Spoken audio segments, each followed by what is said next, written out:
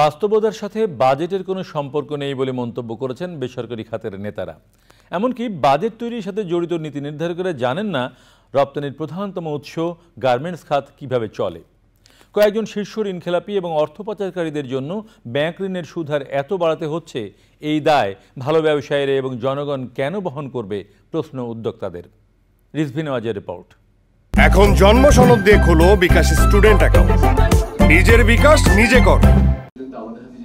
৬ June বৃহস্পতিবার সংসদে budget উত্থাপিত হওয়ার পর থেকেই গবেষণা সংস্থা এবং পেশাজীবীরা এর তুলোধনা করছেন। সংকটকালীন সময়ে গোজামিলের বাজেট হয়েছে বলে হতাশার কথা বলছেন তারা।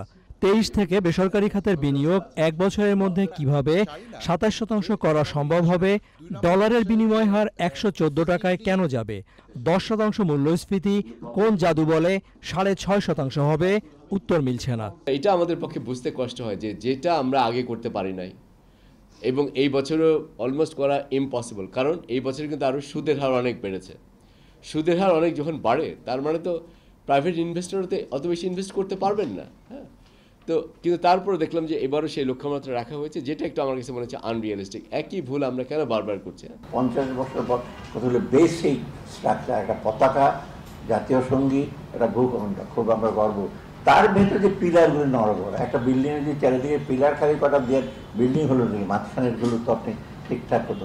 পাবলিক সেক্টর বড়োইংয়ে যদি আমরা হ্রাস টেনে না ধরতে পারি, তাহলে একটু প্রাইভেট সেক্টরের ক্রেডিটের পাওয়ার ক্ষেত্রে একটা ক্রাউডিং আউট এফেক্ট হবে, এবং সেইটা আমরা চাই না। বেসরকারি খাতকে অর্থনীতির মূল চালিকা শক্তি বলা কি কেবল কথার কথা, জানতে চান উদ্যোক্তারা। এখানে গভর্নর সাহেব নিজে বলছে ওনার কস্ট অফ ফান্ড ইজ 6%, তাহলে 2 থেকে 3% ওনার overhead cost for running the banks and everything. বাকি যে 5%, এটা তো টোটাল মিসম্যানেজমেন্ট, মিসগভর্নেন্স, চুরি, এগুলোর জন্য হয়েছে। Why should we the bona fide business people of Bangladesh, সাধারণ জনগণ, আমরা কেন এটা দায়ভার নেব? সরকারের সমালোচনার সাথে সাথে সমাধানের পথগুলো নিয়ে পরামর্শ চান প্রধানমন্ত্রীর উপদেষ্টা।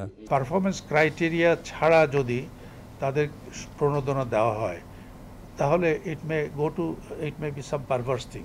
যার কোনো সক্ষমতা নাই, সেই তাকে হয়তো আমি দিচ্ছি, এবং একটা দীর্ঘমেয়াদী সাপোর্ট তাকে দিতে হচ্ছে, যে সাপোর্টটা অন্য জায়গায় দিলে আমি অনেক বেশি রেসপন্স পেতাম। ৩০ জুন জাতীয় সংসদে ২০২৪-২৫ অর্থবছরের বাজেট পাস হবে।